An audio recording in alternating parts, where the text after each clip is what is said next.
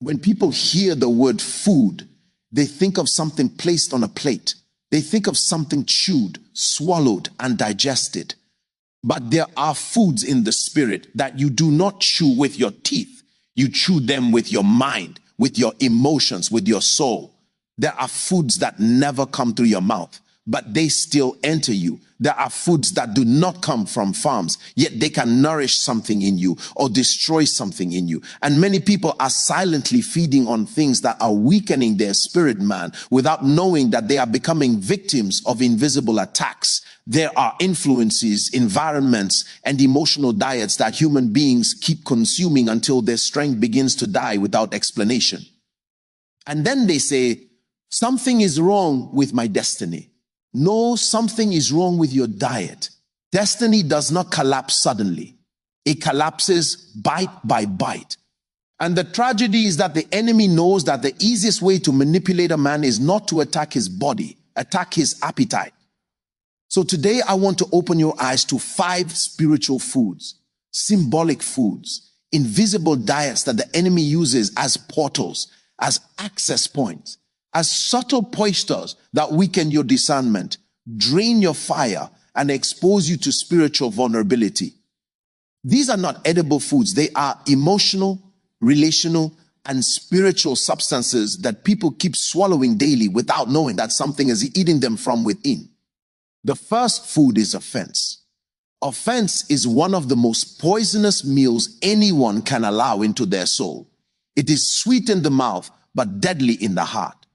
Offense grows quietly, nurtured by pride, watered by misunderstanding, and fertilized by suspicion.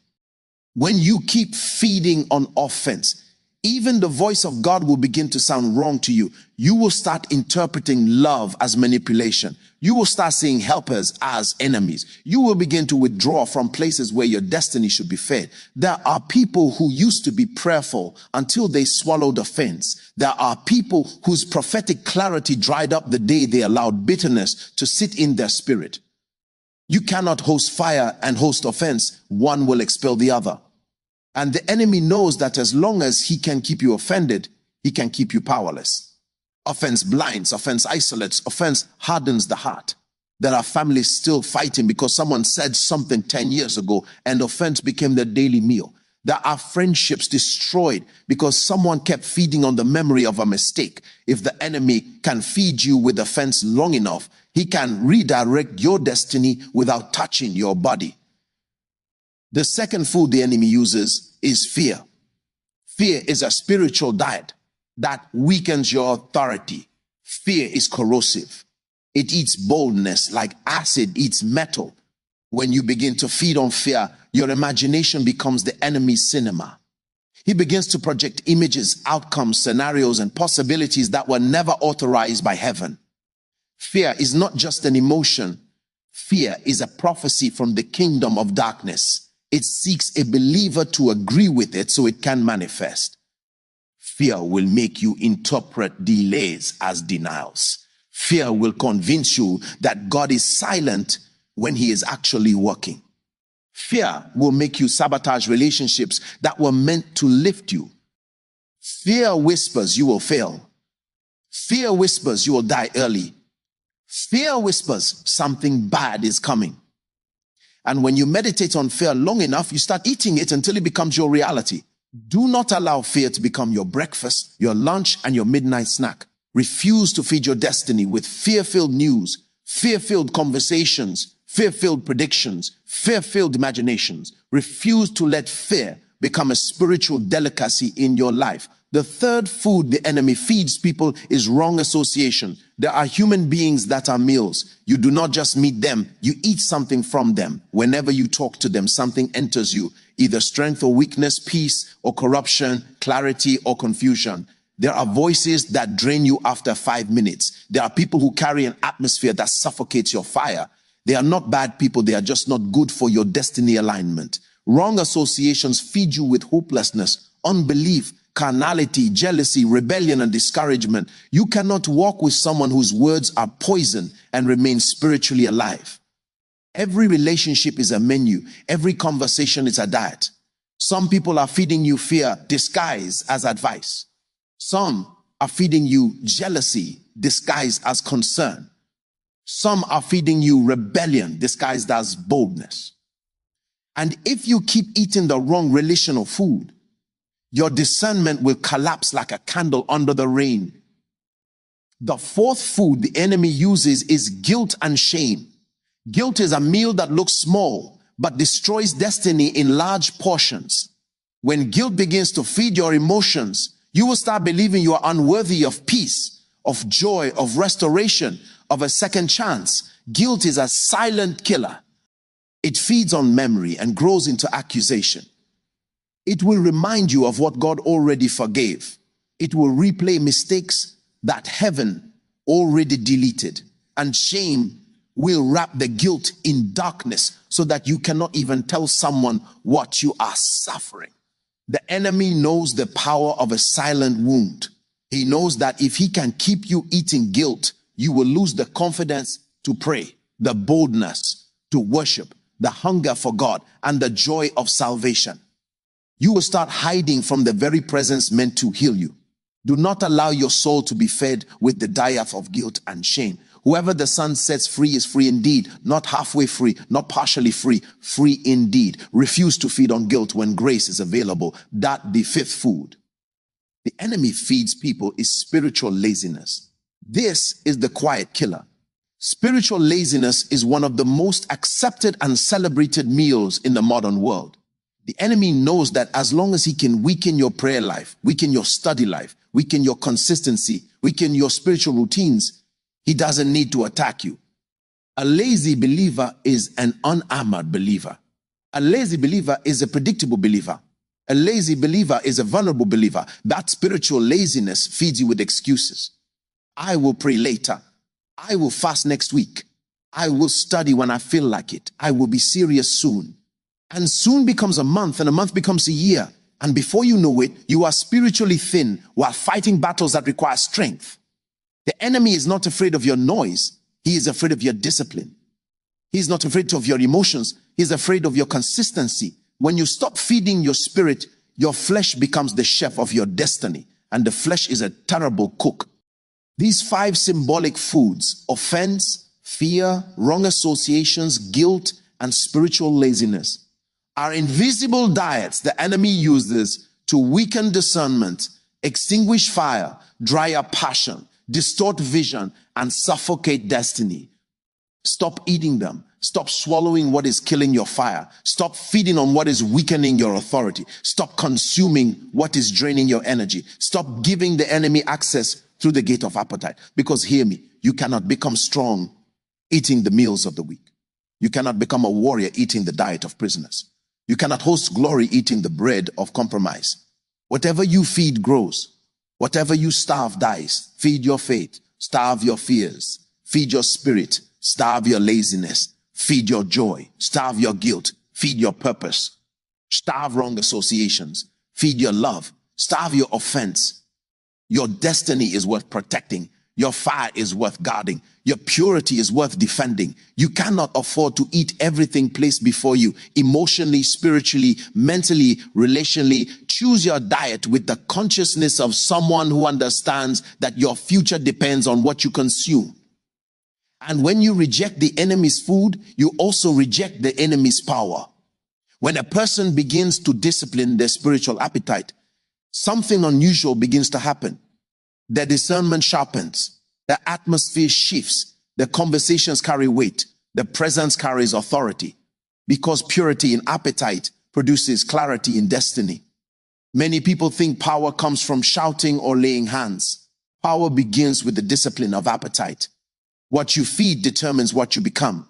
What you starve determines what dies. There are people who do not know that their dreams are affected by what they consume emotionally during the day. Do you know that the enemy studies your patterns the way a doctor studies symptoms?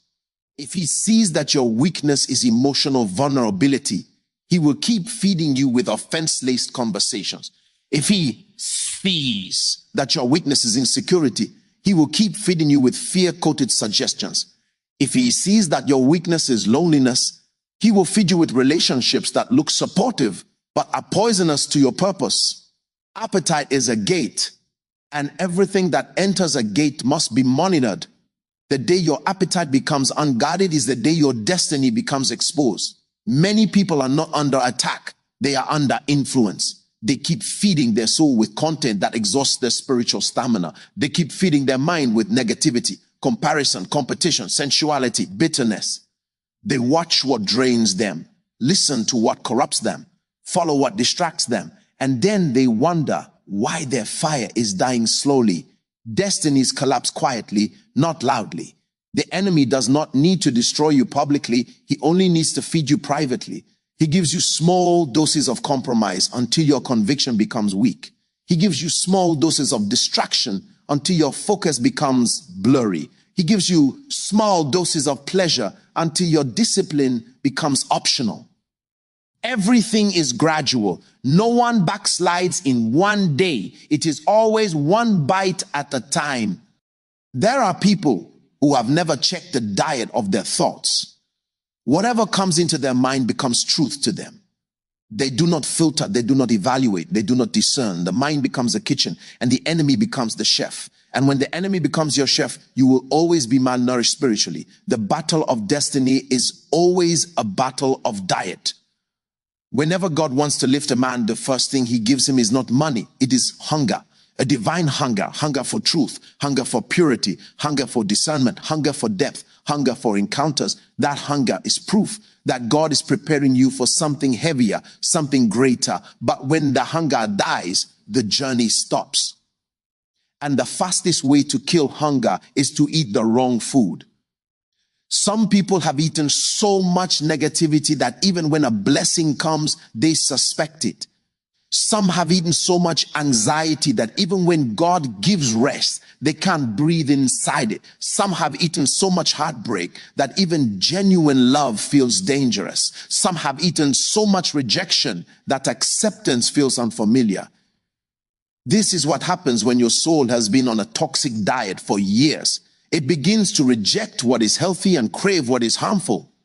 But the most dangerous form of food the enemy uses is not offense, fear, wrong relationships, guilt, or laziness. The most dangerous is counterfeit satisfaction. When the enemy feeds you with the premature feeling of, I am okay, I am fine, I know enough, I pray enough, I am spiritual enough, he will make you lose the fire of pursuit. When you stop pursuing, your potential stops maturing. When you stop stretching, your grace stops growing. When you stop contending, your authority stops expanding. False satisfaction is the diet that kills great men. It is the diet that destroys potentials that were meant to shake nations. It is the diet that makes a believer settle at the level of survival when destiny designed them for influence. Hunger is the oxygen of spiritual relevance. The moment hunger dies, decline begins. That is why you must pay attention to what feeds your hunger. There are songs that feed your hunger. There are environments that feed your hunger. There are messages that feed your hunger. There are disciplines that feed your hunger. And there are people who feed your hunger. People whose presence stirs you, whose conversations awaken something deep inside you, whose life reminds you that you are created for more. If the enemy cannot feed you the wrong food, he will try to starve you of the right one. He will make you too busy to pray, too distracted to study, too exhausted to meditate, too overwhelmed to worship. He will keep your schedule full and your spirit empty. And when a believer becomes empty internally, they become predictable externally. Anyone can manipulate them. Anyone can influence them. Anyone can plant suggestions into them. This is why spiritual maturity is not measured by how long you have been in the faith, but by how disciplined your appetite has become. A man who controls his appetite becomes a threat to the enemy because he cannot be manipulated with emotional foods. He cannot be controlled by fear. He cannot be weakened by guilt. He cannot be distracted by wrong associations. He cannot be reduced by laziness. His spirit remains awake. His mind remains alert. His atmosphere remains charged. And when your atmosphere is charged, nothing enters you by accident. You begin to sense when a conversation carries a wrong energy. You begin to sense when a suggestion is not aligned with your purpose. You begin to sense when someone's presence is draining your spiritual strength. Discernment becomes your shield. Awareness becomes your armor. Sensitivity becomes your weapon. There is a realm you enter where your spirit begins to recognize danger long before your mind understands it. That is what happens when your inner man is well fed with light, truth, and discipline. You begin to feel the weight of atmospheres. You begin to sense the temperature of conversations. You begin to detect intentions behind smiles, because a nourished spirit is not easily deceived. But when you are spiritually starved, everything looks safe. Anyone can speak into your life.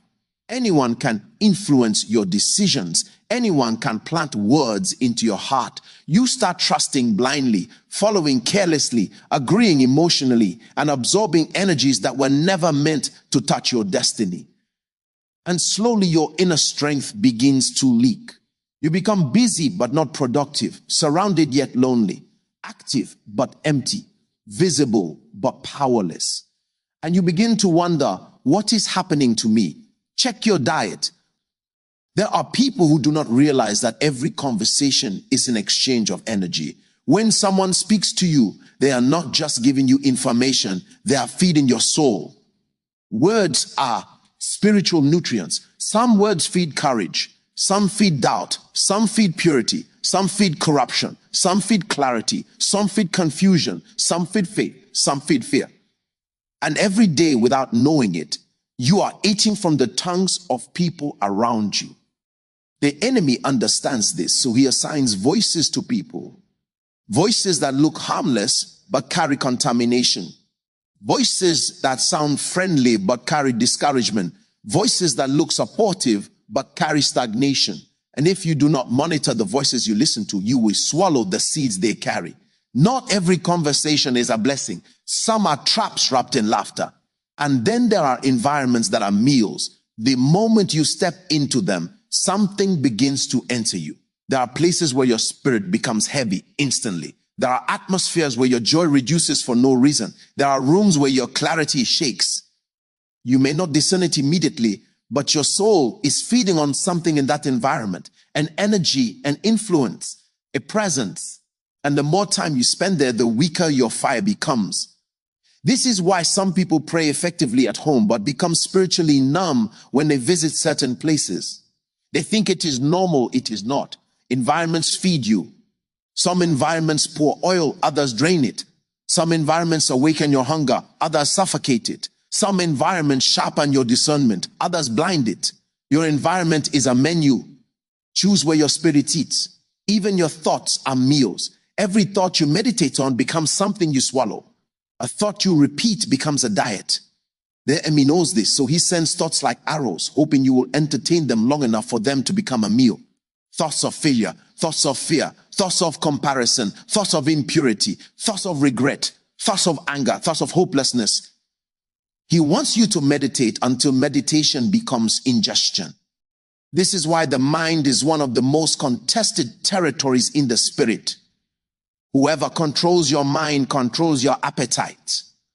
Whoever controls your appetite controls your decisions. Whoever controls your decisions controls your destiny. And that is why the enemy is not afraid of attacking your finances or relationships first. He attacks your appetite, because appetite determines direction.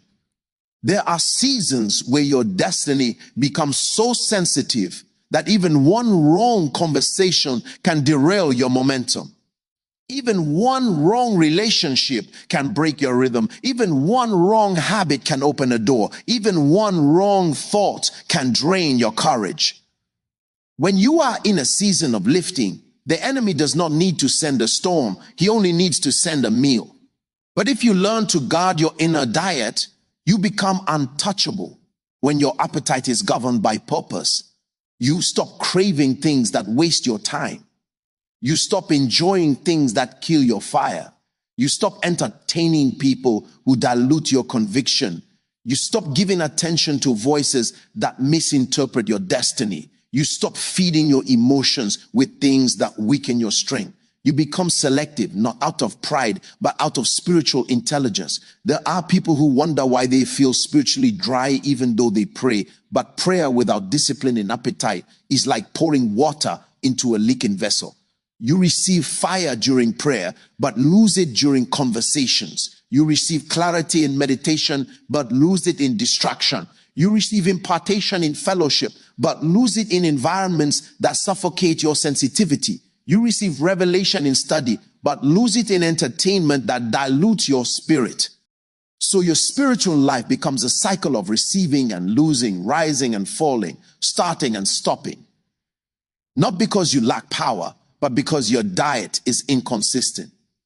A destiny that eats anything cannot go far. Power thrives in purity. Purity thrives in discipline. Discipline thrives in hunger, and hunger thrives when you feed it with the right things. This is why some people feel a strange dissatisfaction even when life looks okay. It is a divine hunger pulling them deeper. Something inside them knows they were created for more than survival, more than repetition, more than mediocrity. Hunger is heaven calling you higher. Hunger is destiny pulling your spirit. Hunger is the proof that you have not reached your final version. There is a dimension where you begin to understand that spiritual strength is not only measured by how loudly you pray or how long you fast. It is measured by what you can refuse. Strength is measured by what you can walk away from. Strength is measured by what you can ignore. Strength is measured by the appetites you have mastered. Because the enemy does not fear your prayer life if your appetites are still his doorway. He does not fear your tongue if your taste is still his playground. Every time you feel drawn to something you know is weakening you, that is not random. That is a menu placed before your destiny.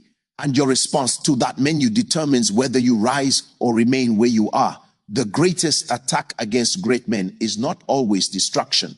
It is distraction. If the enemy cannot stop you, he will feed you. He knows that a distracted warrior becomes a defeated warrior long before the battle begins. There are people who used to walk with accuracy, whose words carried weight, whose presence shifted atmospheres, but their appetite changed. They started feeding on conversations that lowered their fire. They started feeding on entertainment that suffocated their hunger. They started feeding on relationships that corrupted their innocence. They started feeding on complaints, on comparison, on murmuring, on pride. And gradually, the lamp began to dim. A person does not lose spiritual fire in a moment. It is always in the diet. This is why spiritual growth is not about external performance. It is about internal maintenance. What are you feeding when no one is watching? What are you meditating on when the world is silent? What thoughts are growing roots in your mind? What emotions are shaping your decisions? What influences are entering your heart unnoticed? These are the questions that separate spiritual survivors from spiritual champions. Many people think the enemy attacks only when you are asleep, but he also attacks when you are relaxed emotionally. He waits for the moment when you are vulnerable, when you feel tired, when you feel overlooked, when you feel misunderstood, when you feel unappreciated. That is when he brings a meal that looks comforting but is corrupted, a suggestion that feels soothing but is destructive, an opportunity that feels exciting but is misaligned. Not every open door is divine. Some are dietary traps for destiny. There are doors that feed your ego but starve your purpose. There are platforms that feed your pride but starve your character. There are friendships that feed your loneliness but starve your discernment. There are habits that feed your pleasure but starve your purity. And there are voices that feed your emotions but starve your spiritual intelligence. If you do not train your appetite, you will always fall for anything that feels good but kills destiny slowly. This is why some people feel spiritually confused. They are eating from too many tables. A little of faith today, a little of fear tomorrow, a little of prayer today, a little of compromise tomorrow, a little of revelation today, a little of gossip tomorrow, a little of worship today, a little of anxiety tomorrow. And they wonder why their spirit feels divided, because you cannot host clarity on a corrupted diet. Your spirit was created to flourish on truth, consistency, purity, worship, meditation, stillness, discernment, godly relationships, and disciplined focus. When you feed on these things consistently, something supernatural begins to grow inside you. Your spiritual muscles strengthen. Your inner eyesight sharpens. Your emotional responses stabilize. Your decisions become precise. Your confidence becomes rooted. Your atmosphere becomes charged. But when you feed on negativity, suspicion, anger, distraction, comparison, fear, and unresolved hurts, your spirit becomes heavy, your mind becomes cloudy, your motivation becomes inconsistent, your confidence becomes fragile, your discernment becomes silent. The diet you allow determines the version of you that shows up in destiny. Even time can become a food. Some people are feeding their destiny with wasted hours, wasted days, wasted seasons. Time is a seed, and every seed is a meal to your future.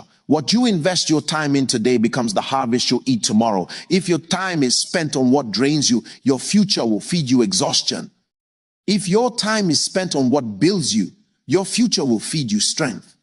There are moments in destiny where you cannot afford to be casual with anything. Your words, your thoughts, your relationships, your habits, your choices. These moments require a certain strictness, a certain discipline, a certain seriousness.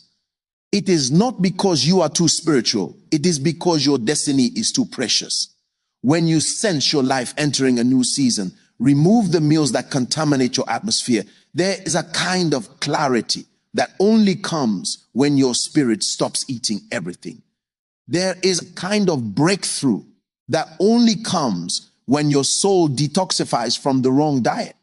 There is a kind of acceleration that only comes when your inner man becomes light enough to run.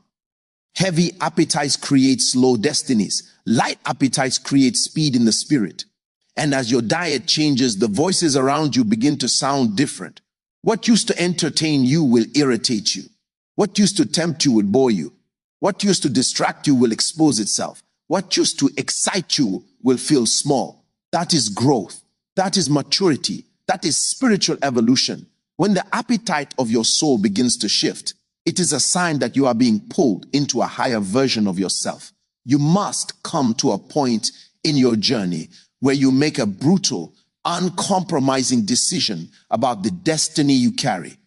Because greatness is not an accident. Greatness is a discipline. And you cannot discipline your destiny if you cannot discipline your appetite. Everything fighting you is fighting what you feed. Everything weakening you is weakening your hunger. Everything slowing you down is slowing your discernment. So today, make a choice, a clear, loud, unashamed choice, that from this moment forward, your spirit decides what enters you, not your emotions, not your fears, not your loneliness, not your history, not your habits. Choose your diet like someone who knows the future is watching. Refuse to be a victim of invisible foods that drain your fire. Refuse to allow the enemy to feed you with subtle poisons wrapped in comfort. Refuse to swallow anything that dims your sensitivity. Refuse to eat from tables that were never designed for your destiny. Feed on light until darkness has no space. Feed on truth until deception loses its voice. Feed on purity until compromise becomes impossible. Feed on hunger until laziness dies. Feed on the presence until attacks pass over you. Because a person who controls their appetite becomes ungovernable in the spirit, untouchable, uninterruptible, unshakable. That is the version of you the enemy fears. The version that is disciplined, focused, clear, burning, rising, guarded, full. You have eaten the food of fear long enough. You have eaten the food of offense long enough. You have eaten the food of guilt long enough. You have eaten the food of distraction long enough. You have eaten the food of weakness long enough. Now rise into the version of yourself that heaven has been waiting for. Rise into the vision that refuses to be fed by anything beneath destiny. Rise into the vision that can no longer be manipulated by appetite. Rise into the vision whose discernment is sharp, whose spirit is awake, whose atmosphere is fortified. This is the hour to take back your diet. This is the moment to reclaim your hunger. This is the season to purify your appetite, because what you refuse to eat today will determine what you become tomorrow. And when you finally choose the right food for your destiny, Nothing, visible or invisible, will ever be able to stop you again.